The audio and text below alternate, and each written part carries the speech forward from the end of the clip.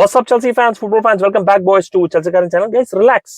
ഇത് ഇത്രയ്ക്ക് സീരിയസ് ആയിട്ട് ചർച്ച ചെയ്യേണ്ട ഒരു സാധനമല്ല. ഞാൻ നോക്കാൻ നേരത്ത് കമന്റുകളൊക്കെ വരികയാണ്, ഇയാൾ ഇങ്ങനെ മെറസ്ക അടുത്ത സീസണിൽ ഇങ്ങനെ പോയി കഴിഞ്ഞാൽ ചാമ്പ്യൻസ് ലീഗ് കളിച്ചു കഴിഞ്ഞാൽ നമ്മൾ തോക്കും, പ്രീമിയർ ലീഗ് നമ്മൾ അടിക്കില്ല, നമ്മൾ പ്രീമിയർ ലീഗ് ടോപ്പ് 4 പോലും കയറില്ല.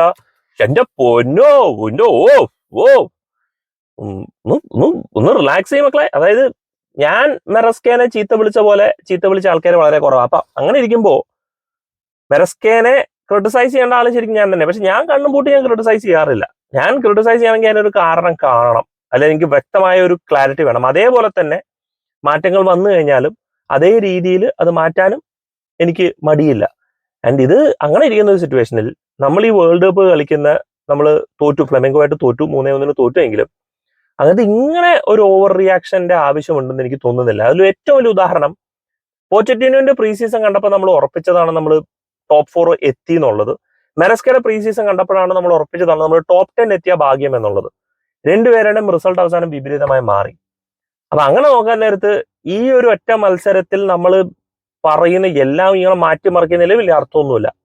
ടോപ്പ് 4 കഴിഞ്ഞ സീസൺ ഫിനിഷ് ചെയ്തപ്പോൾ കോൺഫറൻസ് ലീഗ് അടിച്ചപ്പോഴൊന്നും മാർക്കൊന്നും കുഴപ്പമുണ്ടായില്ല. പക്ഷെ ഒരു കളി നമ്മൾ ഫ്ലെമിംഗോയായിട്ട് തോറ്റു കഴിഞ്ഞപ്പോഴത്തേക്കും നമ്മൾ നിലവിളി തുടങ്ങി. പിന്നെ സ്വാഭാവികം criticism is where it is due. ഉദാഹരണത്തിൽ റീസ് ജെയിംസിനെ അവിടെ സ്റ്റാർട്ട് ചെയ്തതിൽ അവിടെ റോമിയോ ലാവിനെ സ്റ്റാർട്ട് ചെയ്യായിരുന്നു. റീസ് ജെയിംസിന്റെ എക്സ്പെരിമെന്റ് ഡസൻ റിയലി വർക്ക്. എനിക്ക് അവിടെ എസുഗോനെയോ സാന്റോസിനെയോ ഒക്കെ കളിപ്പിക്കുന്നതിൽ എനിക്ക് തുടക്കമില്ല. ഈ നമുക്ക് സാന്റോസ് എന്ന് പറഞ്ഞു കഴിഞ്ഞപ്പോ സാന്റോസ് അടുത്ത കാസമീറോ ആണ്. നമ്മൾ എഴുതി ഉറപ്പിച്ച് സാന്റോസ് എന്ന് പറഞ്ഞ കാസമീറോ ആണ്. ഇതേ നോണി മാഡോക്കിനെ നമ്മൾ ഊതിപ്പെരിപ്പിച്ച് വെച്ചോണ്ടിരുന്നത്. നോണി മാഡോക്ക് അടുത്ത മെസ്സിയാണ്, അവന് സമയം കൊടുക്കുന്നു പറഞ്ഞു. സാന്റോസ് എന്തോ നമ്മൾ കാസമീറോനെ സൈൻ ചെയ്ത പോലെ ഇരിക്കുകയാണ്. പിന്നെ ജോവോ ഫെലിക്സ്, നമ്മൾ കഴിഞ്ഞ സീസണിൽ ഒരു കളി കളിച്ചില്ല എന്നുണ്ടെങ്കിൽ ജോവോ ഫെലിക്സ് ഉണ്ടായിരുന്നെങ്കിൽ പൊളിച്ചാണ്. ജോവോ ഫെലിക്സ് എന്തോ ക്രിസ്ത്യാനോ റൊണാൾഡോ ആണെന്നും പറഞ്ഞാണ് നമ്മൾ ഇരിക്കുന്നത്. സാന്റോസ് ഒക്കെ വന്നിട്ട് 2 ദിവസം ആയിട്ടേ ഉള്ളൂ. അവന് പ്ലേയേഴ്സിന്റെ പേര് പോലും മര്യാദ പഠിച്ചു തുടങ്ങിയിട്ടില്ല. അവനൊക്കെ ഒന്ന് സമയം കൊടുക്കണം. അവനൊക്കെ പെട്ടെന്ന് തന്നെ ടീമിൽ കൊണ്ട് ഇട്ട് കഴിഞ്ഞ് കഴിഞ്ഞാൽ അവന് ലിങ്കപ്പ് ഒക്കെ കുറച്ച് ടൈം എടുക്കും അത് അണ്ടർസ്റ്റാൻഡ് ചെയ്യാൻ വേണ്ടിയിട്ട്. എന്തിനു പറയണോ, ഈവൻ ഡെലാപ്പ് പോലും ലിങ്കപ്പിന് കുറച്ച് സ്ട്രഗിൾ ചെയ്യാണ്. ഇൻഫാക്ട് ജാക്സൺ ഒരുപാട് ഓഫ് ദ ഷോൾഡർ റൺ അടിക്കുന്നതിന് പകരം ഡെലാപ്പ് വന്നിട്ട് തേർഡ് മാൻ പാസ് കളിക്കാൻ മിടുക്കനാണ്. ഒരു മൊമെന്റിൽ ഡെലാപ്പും കോൾ പാൽമറും ഒരേ പൊസിഷനിൽ നിൽക്കുകയായിരുന്നു. കളിയിൽ ശ്രദ്ധിച്ചു കഴിഞ്ഞാൽ അറിയപ്പെടും. രണ്ട് അക്കാഡമി പ്ലേയേഴ്സ് ആയിട്ട് ഒരേ പൊസിഷനിൽ.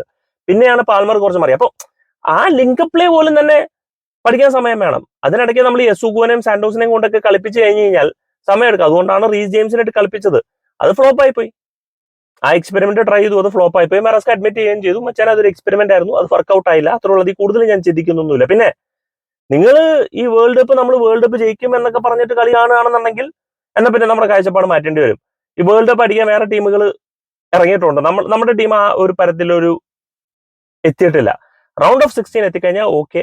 ക്വാർട്ടർ ഫൈനൽസ് ഒക്കെ ആയിക്കഴിഞ്ഞാൽ ഹാപ്പി. ക്വാർട്ടർ ഫൈനൽസിലെങ്കിലും നമുക്ക് ഇങ്ങനെ ഇറങ്ങാന്നുള്ളത്. അപ്പൊ റൗണ്ട് ഓഫ് 16 ഇപ്പോഴും എത്താം. ക്വാർട്ടർ ഫൈനൽസ് കൂടെ എത്തിക്കഴിഞ്ഞാൽ നമ്മൾ ഹാപ്പി. കാരണം വേറൊരു കാര്യം എന്താണെന്ന് വെച്ച് കഴിഞ്ഞാൽ ഈ സൗത്ത് അമേരിക്കൻ ടീംസ് ഇത് അവരുടെ മിഡ് സീസൺ ആണ്. അവർ ഭയങ്കര ഫിസിക്കലി ഭയങ്കര സെറ്റിൽഡ് ആണ്. അവർ ഭയങ്കര സീരിയസ് ആയിട്ട് കോമ്പറ്റീഷൻ എടുത്തോണ്ടിരിക്കുകയാണ്. നമ്മൾ സീരിയസ്നെസ്സിലേക്ക് വന്നിട്ടില്ല. നമ്മളൊരു കളി തോക്കുമ്പോഴൊക്കെയാണ് നമ്മൾ സീരിയസ്നെസ്സിലേക്ക് വരിക. ആ തോൽവി നമ്മുടെ കയ്യിൽ കിട്ടിയിട്ടുമുണ്ട്. അപ്പൊ കുറച്ച് എക്സ്പെരിമെന്റേഷനും കുറച്ചൊക്കെ ഒന്ന് മാറ്റി ചിലപ്പോ maybe we go back into the same old formation, which is fine, fair enough. നമ്മൾ ഇങ്ങനെ ഓവർ റിയാക്ട് ചെയ്യേണ്ട കാര്യമില്ല. ഇപ്പൊ അങ്ങനെയാണെന്നുണ്ടെങ്കിൽ പ്രീ സീസണും കൂടെ കാണുമ്പോൾ എന്തായിരിക്കും, നമ്മൾ ഇന്റർ മിലാനിന് കളിക്കുന്നുണ്ട് പ്രീ സീസണിൽ, ബയർ ലെവർകൂസനായിട്ട് കളിക്കുന്നുണ്ട്. അവരൊക്കെയായിട്ട് ഒരു 3-0, 4-0 ഒക്കെ തോറ്റപ്പോ എന്തായിരിക്കും.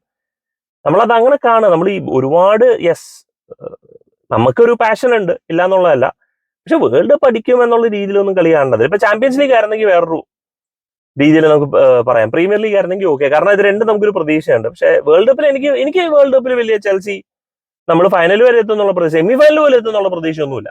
അപ്പൊ അങ്ങനെ ഇരിക്കുന്ന കാണുമ്പോൾ നമുക്ക് പ്ലെയർ പെർഫോമൻസസും അല്ലെങ്കിൽ കോച്ച് ടാക്ടിക്സും ക്രിട്ടിസൈസ് ചെയ്യാന്നല്ലാണ്ട് ഇങ്ങനെ ഊതിപ്പെരിപ്പിച്ച് വല്ലാണ്ട് ഒരു സിറ്റുവേഷൻ ആക്കണമെന്ന് എനിക്ക് തോന്നുന്നൊന്നുമില്ല. കുറെ എക്സ്പെരിമെന്റ്സ് ഫെയിലായി. അതിപ്പോ അടുത്ത കളി പുള്ളിക്കാരൻ മാറ്റുമല്ലോ എന്നുള്ളത് അറിയാം. അറ്റ്ലീസ്റ്റ് ഈ എക്സ്പെരിമെന്റ്സ് ഇപ്പോഴെങ്കിലും നടത്തുന്നുണ്ട്. ഇത് പ്രീമിയർ ലീഗോ ചാമ്പ്യൻസ് ലീഗോ ആവുമ്പോൾ നടത്താണ്ടിരുന്നാൽ മതി. ഇതോടെ തന്നെ വേറൊരു കാര്യവും ക്ലിയർ ആണ്. നമുക്ക് വേണ്ട 1-2 പ്രൊഫൈൽ പ്ലേയേഴ്സ് മെറസ്കയ്ക്ക് ആവശ്യമുണ്ട്. അതിൽ out and out left winger ആവശ്യമുണ്ട്. ആൻഡ് പോരാത്തതിന് ഒരു സെക്കൻഡ് സ്ട്രൈക്കർ, അറ്റാക്കിംഗ് മിഡ്ഫീൽഡർ. അത് മെറസ്കയുടെ സിസ്റ്റത്തിന് ആവശ്യമുണ്ട്. നമുക്ക് ആവശ്യമുണ്ടോ എന്നുള്ളതല്ല, ആസ് ചെൽസി ഫാൻസ് എന്നുള്ളതല്ല. കാരണം മെറസ്കയ്ക്ക് അത്രയ്ക്ക് അറ്റാക്കിംഗ് ഇമ്പാക്ട് ഉണ്ടാക്കണം എന്നുണ്ടെങ്കിൽ നമുക്ക് അങ്ങനത്തെ പ്രൊഫൈൽ വേണം. കാരണം റൈറ്റ് സൈഡ് നമുക്ക് Noni Madueke, Pedro Neto, Cole Palmer ഉണ്ടെങ്കിൽ left side we are completely empty. ആ കൂടെ ഉള്ളത് എൻസോ ഫെർണാണ്ടസ് ആണ്. ടൈറിക് ജോർജിനെ എനിക്ക് തോന്നുന്നില്ല മെറസ്ക ട്രസ്റ്റ് ചെയ്യേണ്ടെന്നുള്ളത്. അപ്പൊ അതുകൊണ്ട് അവിടെ കളിപ്പിക്കാനായിട്ടുള്ള പ്ലേയേഴ്സ് വേണം. അത് വന്നാലേ നമ്മുടെ ടീമിന് കുറെ കൂടെ അറ്റാക്കിംഗ് ഡെപ്ത് മെറസ്കയ്ക്ക് കൊണ്ടുവരാൻ പറ്റുള്ളൂ. അതല്ലാന്നുണ്ടെങ്കിൽ നമ്മൾ കോച്ചിനെ മാറ്റണം. ഈ കോച്ചിനെ മാറ്റി കഴിഞ്ഞ് കഴിഞ്ഞാൽ പുള്ളിക്കാരന്റെ ഫിലോസഫി കൊണ്ടുവരണം. ആ ഫിലോസഫി കൊണ്ടുവരണം, അതിനനുസരിച്ചുള്ള പ്ലേയേഴ്സിനെ കൊണ്ടുവരണം. അതിന് വേറൊരു അടുത്ത ബിൽഡപ്പ് എന്ന് പറഞ്ഞൊരു 10 വർഷം. നമ്മളിപ്പോ എന്തെന്നാലും ഒരു സീസൺ മുഴുവൻ മെറസ്കേനെ ഇട്ടു. അദ്ദേഹം എന്താണോ നമ്മൾ ഉദ്ദേശിച്ച റിസൾട്ട് കൊണ്ടുവന്നു. ഓക്കെ, നമ്മൾ അത് 100% ഒരു കൺവിൻസിങ് ആയിരുന്നില്ലെങ്കിലും പെഡ്രോ നെറ്റോന്റെ ഫുൾഹാമെതിരെയുള്ള ഒരു ഗോള്, റീസ് ജെയിംസിന്റെ കുക്കുറയുടെ ഒക്കെ അസിസ്റ്റ്, അതൊക്കെ ഇൻഡിവിജ്വൽ ബ്രില്യൻസ് ആയിരുന്നെങ്കിൽ തന്നെയും ഫെയർ എനഫ്. നമുക്ക് വേണ്ടത് ഇനി അദ്ദേഹം എന്താണോ ചോദിക്കുന്നത് അതുപോലെ പ്രൊഫൈൽ പ്ലേയേഴ്സിനെ കൊടുക്കുക. പ്രീമിയർ ലീഗ് ആവട്ടെ, നമുക്കൊരു പ്രീമിയർ ലീഗ് ഒരു ഡിസംബറൊക്കെ ആവട്ടെ, എന്നിട്ട് നമുക്ക് ഈ കാണിക്കുന്ന നിലവിളിയൊക്കെ തുടങ്ങാം. അതല്ലാണ്ട് നമ്മൾ ഇപ്പോഴേ നിലവിളി തുടങ്ങണേണ്ട ആവശ്യമുണ്ടെന്ന് എനിക്ക് തോന്നുന്നില്ല. നമുക്കിനി അടുത്ത കളിയുണ്ട്, അത് തോറ്റു കഴിഞ്ഞാൽ നമുക്ക് അതിനെ ക്രിട്ടിസൈസ് ചെയ്യാം. അല്ലാണ്ട് പക്ഷേ ബ്രേക്ക് ഡൗൺ ഓഫ് ഈ പറയുന്ന കാര്യങ്ങളൊന്നുമില്ല. പിന്നെ വേറൊരു കാര്യം കൂടി നിങ്ങൾ മനസ്സിലാക്കണം. അതായത് യൂറോപ്യൻ മെന്റാലിറ്റി ഇപ്പൊ അവരൊരു വെക്കേഷൻ മോഡിലാണ്. അവർ ശരിക്കും പറഞ്ഞാൽ വെക്കേഷനിൽ ഇറങ്ങേണ്ടതാണ്. അവരുടെ ബാക്കിയുള്ളവരും വെക്കേഷൻ ഒക്കെ ചെയ്യുമ്പോൾ ഇവരിരുന്ന് പോയി കളിക്കുകയാണ്. അപ്പൊ നമ്മള് അതും മെന്റലി എക്സോസ്റ്റീവ് ആണ്. അവരെ ബാധിക്കുന്നുമുണ്ട്. അതിനൊക്കെ ഒന്ന് മാറ്റി മറിയാന്ന് പറഞ്ഞാൽ നമ്മൾ വിചാരിക്കുന്ന ഒരു സ്വിച്ച് ഇടുന്ന പോലെ സാധനമല്ല. പക്ഷെ എന്നാലും പ്ലേയേഴ്സ് കോമ്പറ്റീറ്റീവ് കളിക്കുന്നുണ്ട്. അവരുടെ ഫിസിക്കൽ കണ്ടീഷൻ നല്ലതായിട്ട് ഇമ്പ്രൂവ് ആവുന്നുണ്ട്. നല്ല ചൂടത്താണ് കളിക്കുന്നത്. അപ്പോൾ ഒരു മിനി പ്രീ സീസണും പോലെയുള്ള രീതിയിൽ അവരുടെ ഫിസിക്കൽ കണ്ടീഷൻസ് ഇമ്പ്രൂവ് ആവുന്നുണ്ട്. So lot of factors R affecting. Give it time. Yes.